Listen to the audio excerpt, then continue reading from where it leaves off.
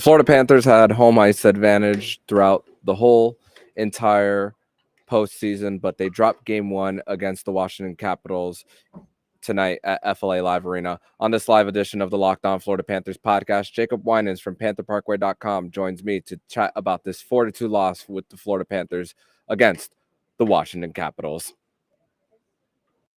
Your Locked On Panthers, your daily podcast on the Florida Panthers. Part of the Locked On Podcast Network, your team every day.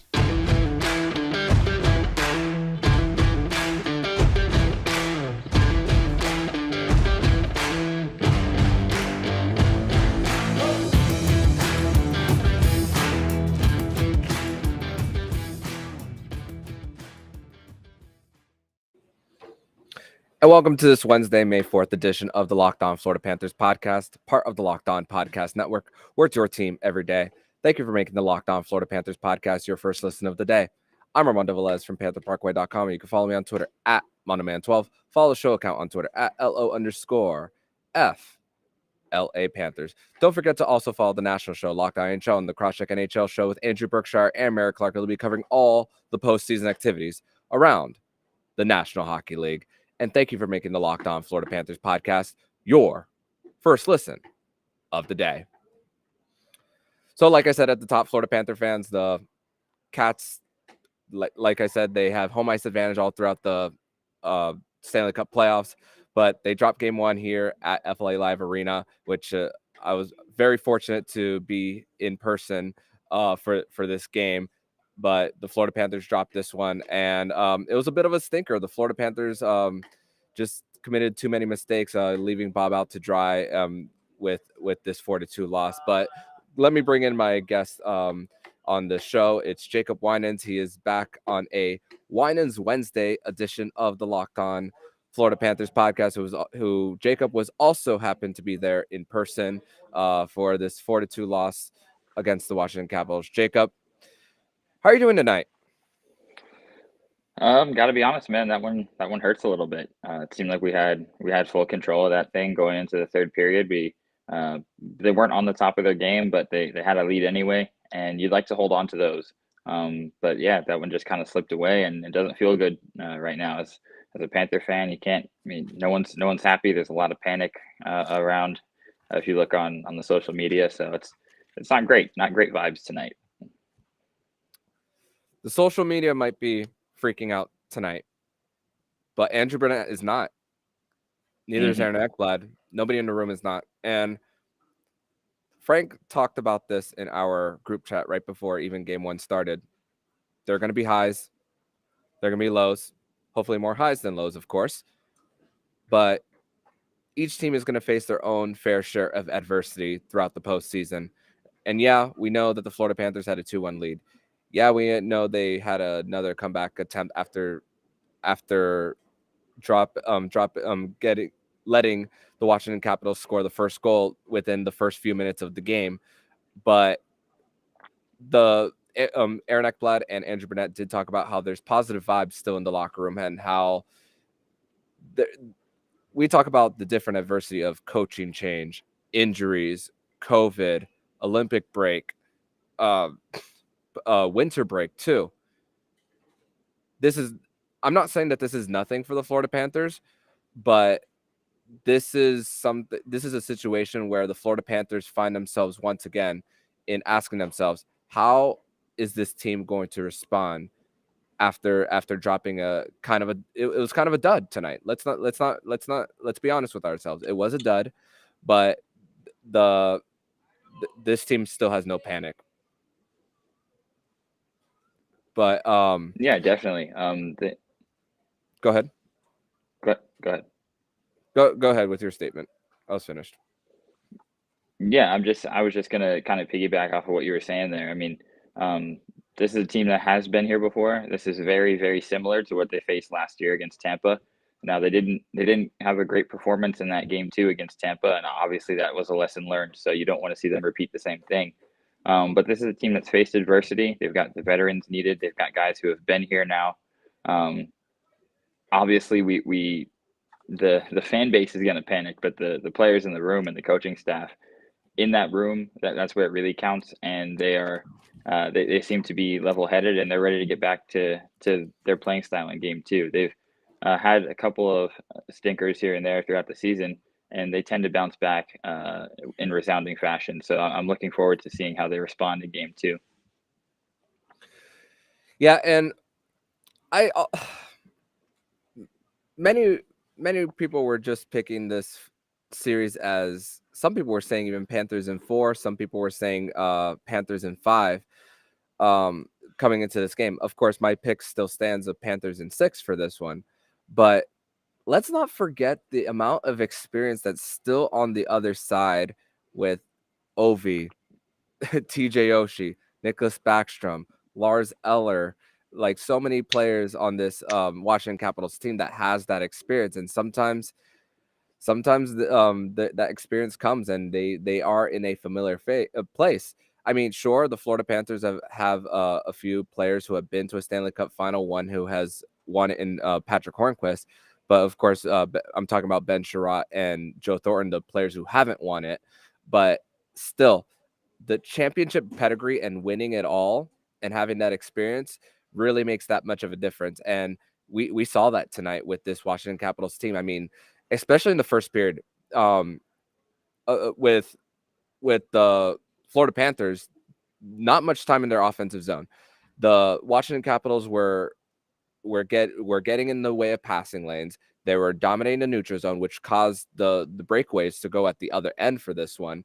And it was just a matter of trying to stretch a few passes when there aren't any open lanes. So that's kind of what I took away from tonight when it came to how the Washington Capitals were able to go the other way. Definitely. I really agree with you on that. I think if you look at these rosters on paper, the Panthers have just an abundance of skill and talent, and the Capitals can't compete with that.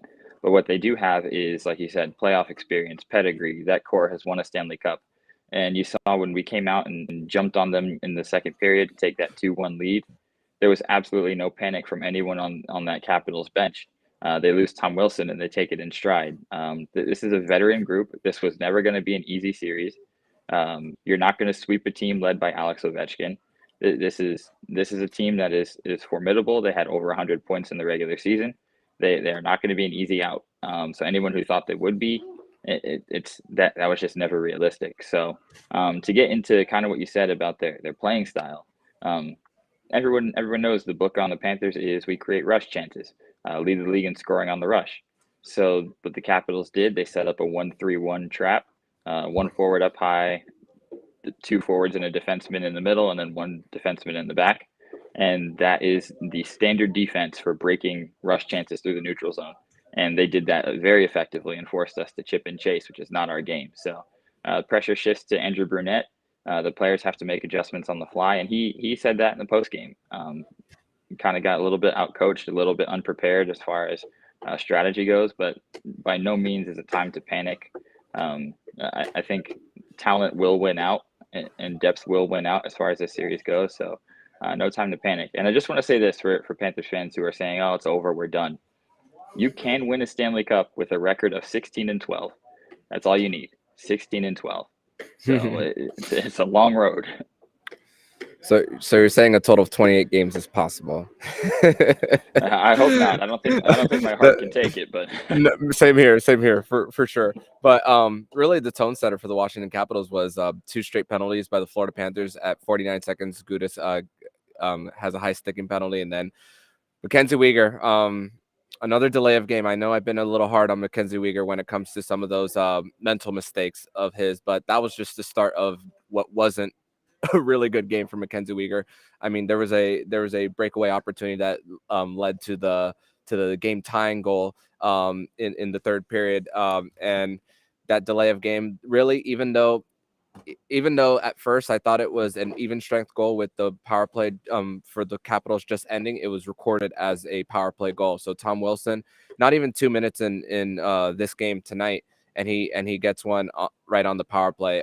Just Tom Wilson doing Tom Wilson things. I mean, he actually went for a hit on Mackenzie Weegar that ended up he got the worst of that one. But Tom Wilson, little bit of action, and the Panthers still couldn't take advantage of him being reevaluated, and it's a lower body injury for Tom Wilson as well. He's still being reevaluated, so we don't know whether he's going to play game 2 or not. But just rush chances going the other way is really the story of this one.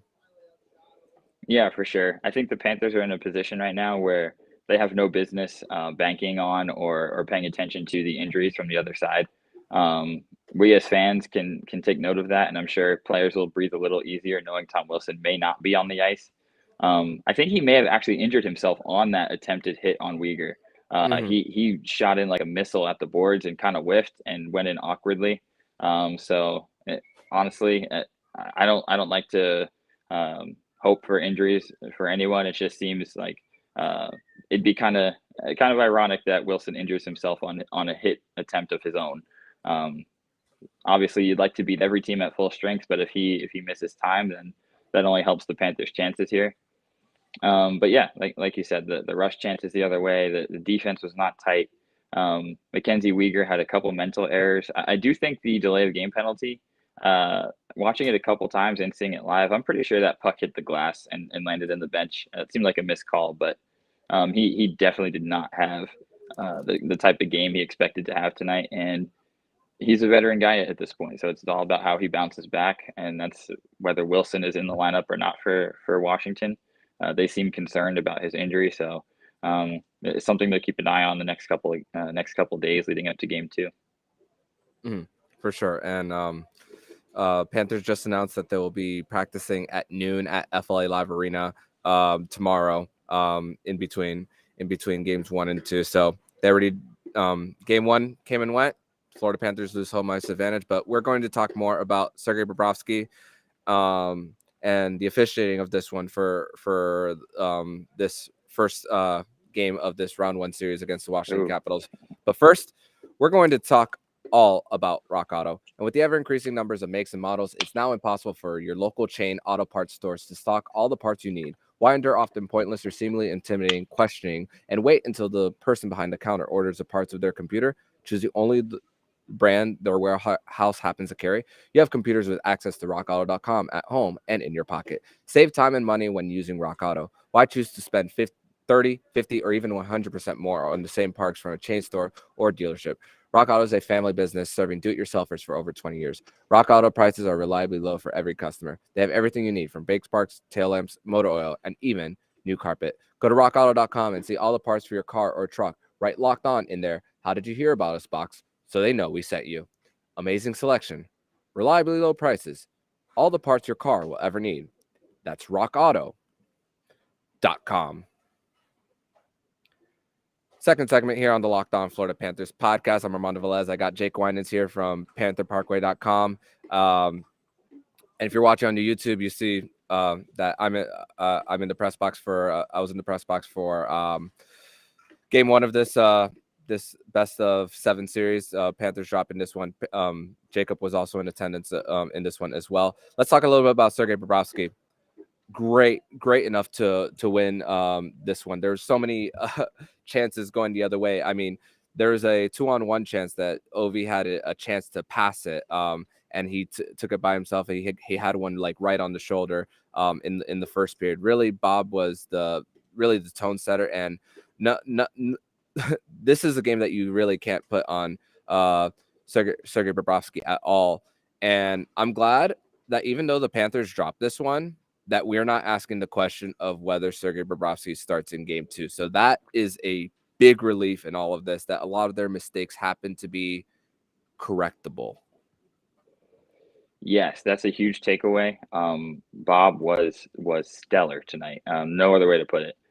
He had timely saves, and it seemed like even when we were down 1-0, he consistently made stops. He was our best penalty killer. And he kept us in it until we were able to tie it and eventually take the lead. And then in the third period, it was just a breakaway chance with Kuznetsov. It's a 50-50 play. You can't fault him too much for not making that save.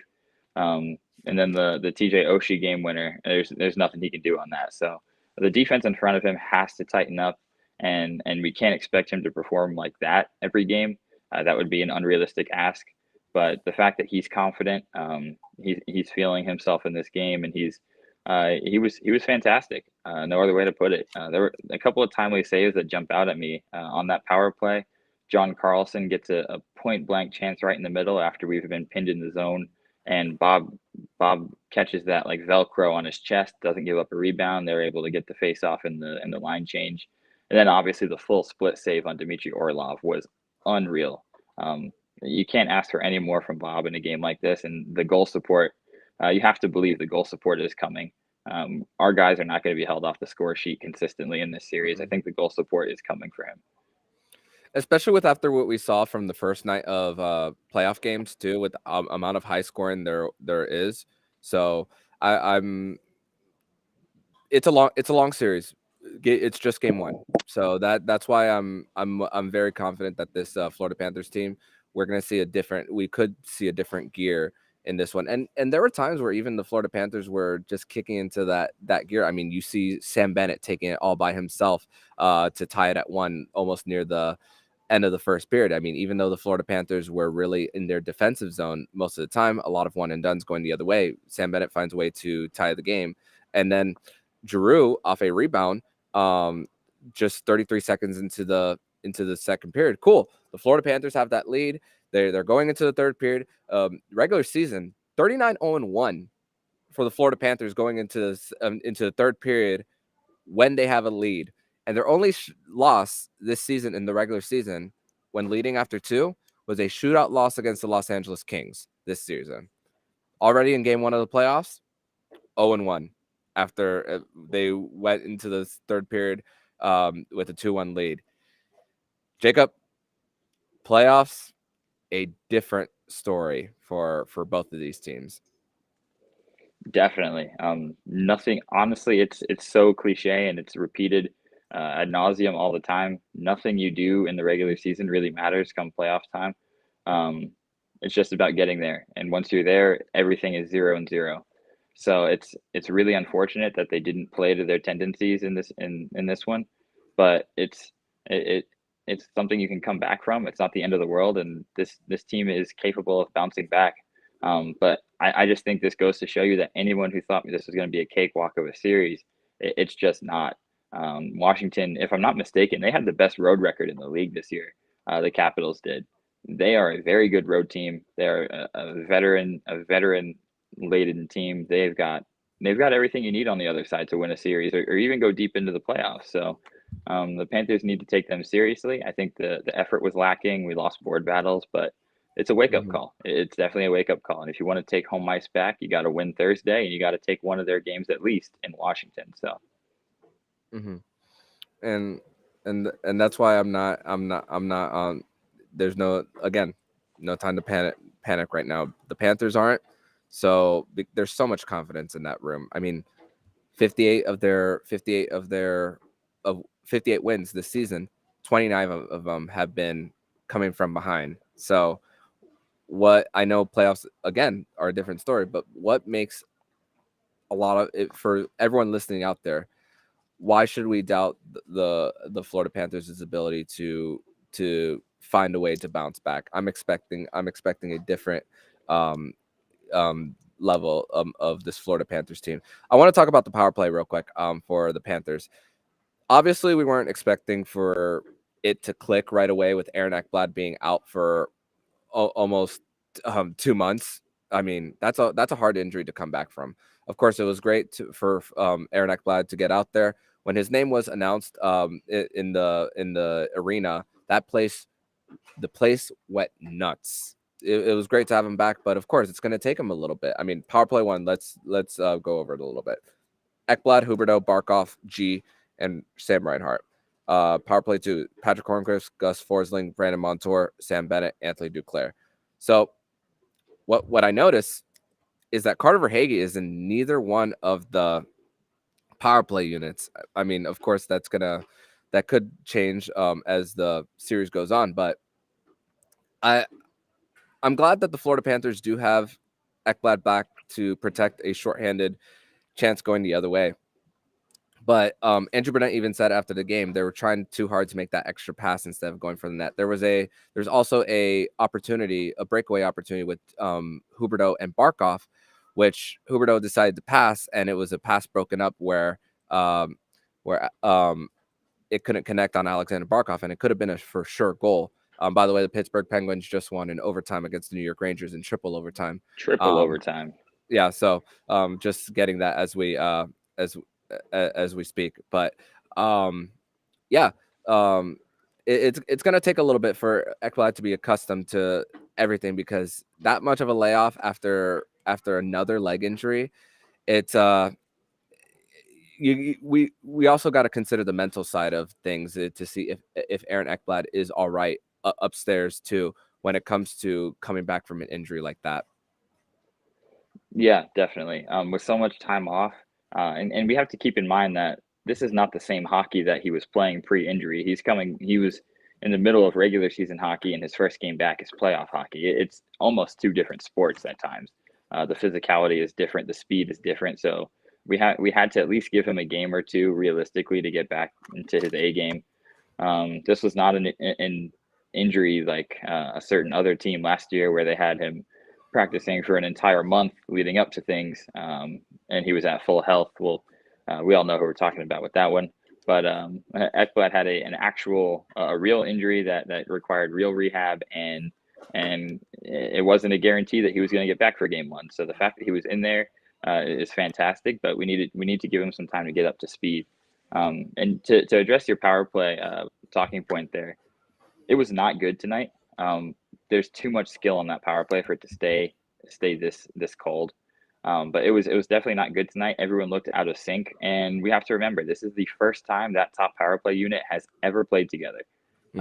Giroux and Ekblad have never been on a power play unit together until tonight. So that 0 for 2, it's not great, and I really thought we were deserving of more power play opportunities. Yes. We'll get into that shortly, I'm sure. But yeah, I think it was just the movement. I think the power play, people were stagnant, not a whole lot of moving their feet, not a whole lot of interchanging positions. Everyone was just kind of standing around. So you got to get that rhythm, move your feet at all times, and it'll open up. And I felt like most of the penalties that the Panthers, the power plays that the Panthers could have gone on, both of them were on Huberdeau, the main ones. There was one where I believe he was interfered as they were entering the cap zone, and then another one was near the boards where I felt like he was cross-checked right in the back, and I'm just like, where is that? Of course, I'm not going to blame officiating for the reason why the Panthers lost. There was too many mistakes that caused that. It wasn't the officiating, but there were still opportunities that the Panthers could have had to go up on man advantage, and man. You just wish that the Florida Panthers had some of those opportunities. I felt like Huberdeau got a little beaten up tonight on some of them. Yeah, definitely. The one you're talking about with Huberdeau is pretty egregious. He was skating in the zone and gets one of his arms pulled back and loses the puck. Another one that really stood out to me was Claude Giroux right in front of the net with about 5 minutes left, takes a massive cross check to the back and falls face down, and there was no call. But the call that really affected the game wasn't even a penalty call. It was the blown icing call that directly led to the Kuznetsov goal. So I'm not one who likes to blame officiating entirely for a loss. But what I will say is officiating, as an official, the goal has to be to not let your officiating directly influence the game. You never want officiating to be a deciding factor in a game. It's something that is kind of a term I don't love using, but the officials tonight seem to have main character energy. They kind of thought seemed like they thought this was about them and not about the game happening. And it's frustrating, but that's how it goes in the playoffs. Sometimes you don't get every call. It's really physical. It's hard for them to keep up with everything, so you have to play through it. But yeah, just some of the egregious missed calls, you have to clean that up, and the officials can perform better as well. Definitely something to look for in game 2. I don't think the officials can go home tonight and be proud of their performance tonight either. Yeah, and you see Bob raising his hand up saying it was icy, and then to get back into the position to try to make a save after not a good sequence by Mackenzie Yeah, Weegar. and you know, even the third goal where they get that rush and Oshie scores. Right before that, the Panthers had clear possession in the offensive zone, and this one is obviously not intentional, but the puck gets caught up in the referee's skates, and Sam Bennett can't get the puck back, and the ref accidentally kicks it directly to the tape of a Capitals defenseman. So it happens. Some of those things happen. You just have to overcome that. Here's a funny comment from Indade, Football Reference right here. Mackenzie Weegar is a strong safety playing free safety, so two different positions there. So Yep. love the Football Reference there. The Washington Capitals, I mean, when Sergei Bobrovsky made that save on Lars Eller right before the empty netter, I was thinking, man, that game could have easily finished. They could have ended it right then and there. And then the Florida Panthers do get the extra attacker on, and then Lars Eller, doesn't matter. Sergei Bobrovsky stopping him. He ends up getting the empty netter, and then that's all she wrote for the Washington Capitals. But Sergei Bobrovsky, he was actually third star of the game in this one. I believe third Well star of the game. deserved. Yeah, well deserved third star of the game. Looking up his final of 34 of 37 tonight for the $10 million man. So once again, glad that we don't have to have a conversation of who's going to be starting in net on Thursday. Very confident that Sergei Bobrovsky will be that guy between the pipes on Thursday night when these two teams will be meeting up again on Thursday night at 7:30. I think it's ESPN2 again. I'm gonna double check. But yeah, so good job by Bob. Aaron Ekblad, of course, a little rusty coming into this, but hey, we don't expect it. But in the next segment, we're going to discuss about scores around the league. I got a funny comment here. Play Johansson. I don't know about that, but No, thank you. In the next segment, we're going to discuss scores around the league and talk about the third line for the Florida Panthers. Another line that didn't perform well in this one. So we're going to talk about all of that and more in the next segment. But first, we're going to tell you all about Built Bar. And summer's coming, and with summer, you're going to need some food on the go. Built Bars are the perfect snack that will take with you on family vacations. Throw them in your bags, your kids' backpacks. Make sure that everyone has a bar so they're fueled for your summer adventures. The best part about Built Bars, they're healthy and delicious. No more sacrificing delicious food for health. With Built Bar, you can have both. And it's easy. All you have to do is go to Built.com and order now. All Built Bars are covered in 100% real chocolate. That means with Built Bar, you can eat healthy and actually enjoy doing it. Have you tried the Puffs yet? We're going crazy for the Puffs. They come in different flavors like banana cream pie and even churro. Who doesn't want protein bar that tastes like churro? And they're only 140 calories. So sign me up. Go to Built.com and use promo code LOCK15 to get 15% off your order. Use promo code LOCK15 for 15% off at Built.com. Third and final segment here on this live edition of the Locked On Florida Panthers podcast. I'm Armando Velez with Jacob Winans here at FLA Live Arena post-game talking about this 4-2 loss against the Washington Capitals. So scores around the postseason for about around the league in this second night of the first round. Like we said, Pittsburgh finds a big road win in triple overtime. Casey DeSmith actually gets taken out of the game for injury in the third period, and they still find a way to win. Colorado, they score 5 goals in the first period, and we start to realize how important UC Saros is to that Nashville Predators team, even though Colorado is still the favorite in this one. And right now, Calgary and Dallas is 1-0 at the end of the second period. At the end of the second period, but let's talk about the third line. Not the best line tonight, and of course, a little bit of inexperience has maybe have something to do with that. With Mason Marchment, of course, he's won a AHL championship with the Toronto Marlies, but still very little postseason experience when it comes to the NHL, and of course Anton Lundell as well. I think this is good for them. you get a little bit of your growing pains out of the way.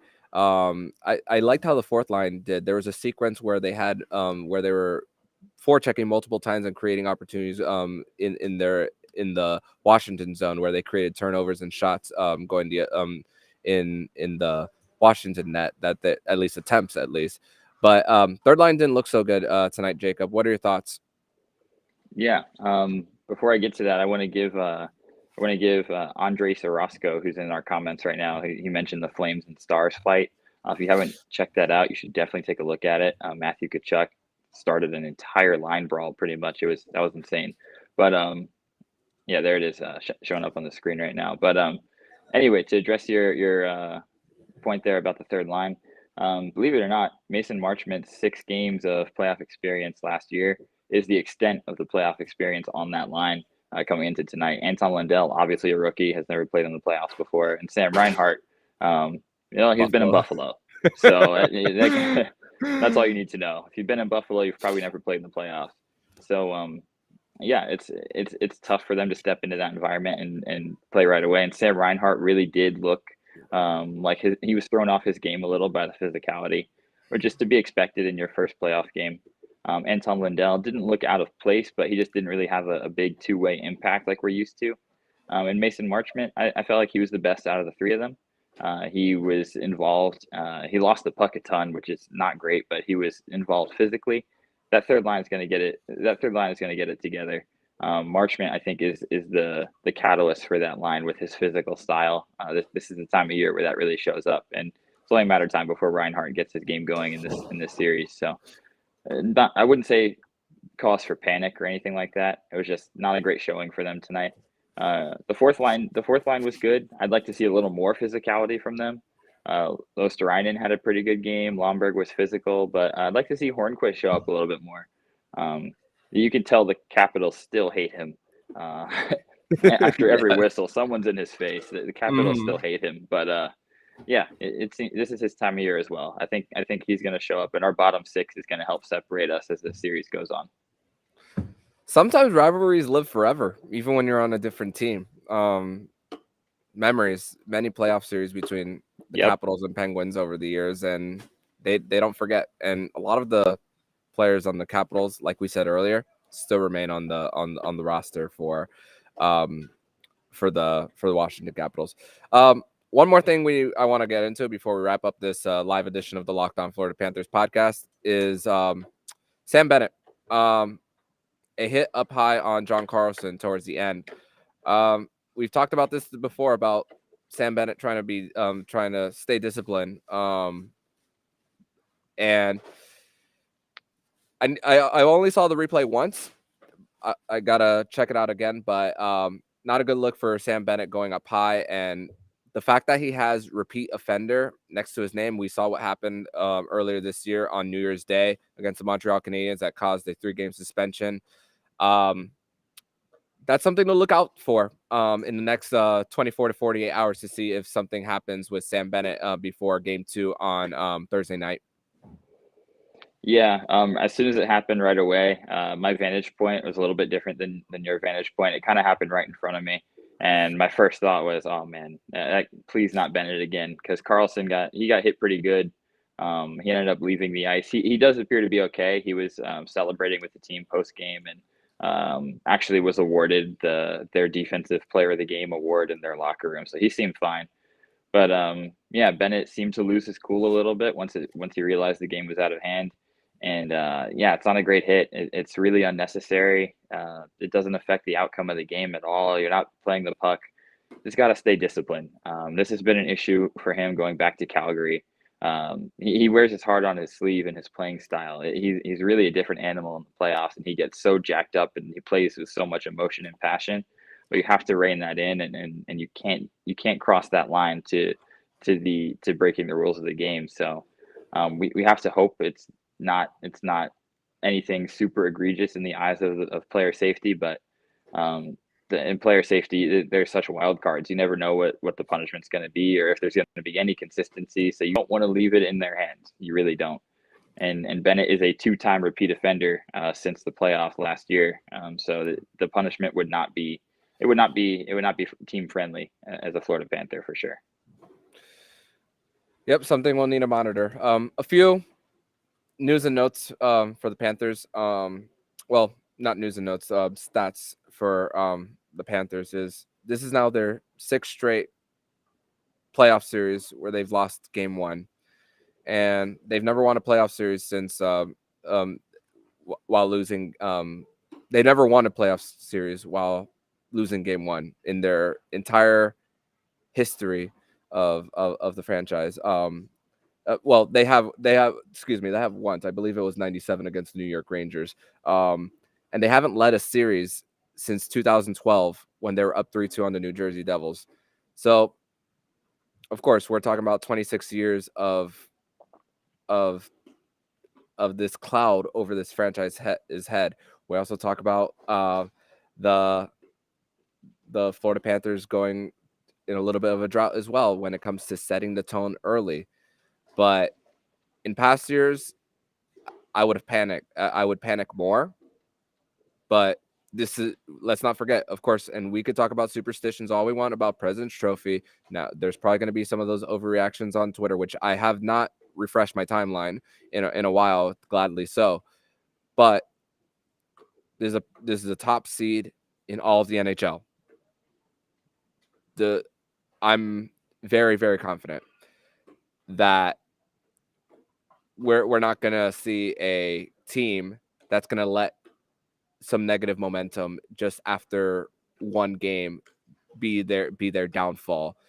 I think with how bought in they are with Bruno, and of course Bruno is going through his fair share of growing pains as well, being that this is his first playoff series as the head guy. And there was a story out on whether he wanted to be a head coach just 2 years ago, right before he was invited to Quenneville's staff. And it's growing pains. It's growing pains, and the fact that the Florida Panthers put themselves in the position that they are now with being that top seed, I think it's a little different this time around. Yeah, definitely. I think this team is built to come back from this. They faced adversity all year. They've come back from just about everything you can come back from over the course of the season. I don't think they're going to let this affect them the way they did last season. It seemed like after game 1, they were so shell-shocked and they just kind of lost their will to fight in game 2. I think they're going to respond in a big way in game 2, and I think they're definitely capable of winning a game or 2 games in DC. So my prediction is still Panthers in 6, but this was always going to be a long series. And if you want to talk about history, which I'm not one of those people who buys into it that much, I don't think the past really affects what the team does now. It's more something that the fans feel than the players feel. But I would say this: if you want to look at past performance, the Capitals have won game 1 of their playoff series the last 3 years, and they have lost all 3 of those series, including last year going up 1-0 and then losing 4-1. So if you want to look at history, that's something that we should also keep in mind, that the Capitals are not automatically throwing their victory parade after winning one game.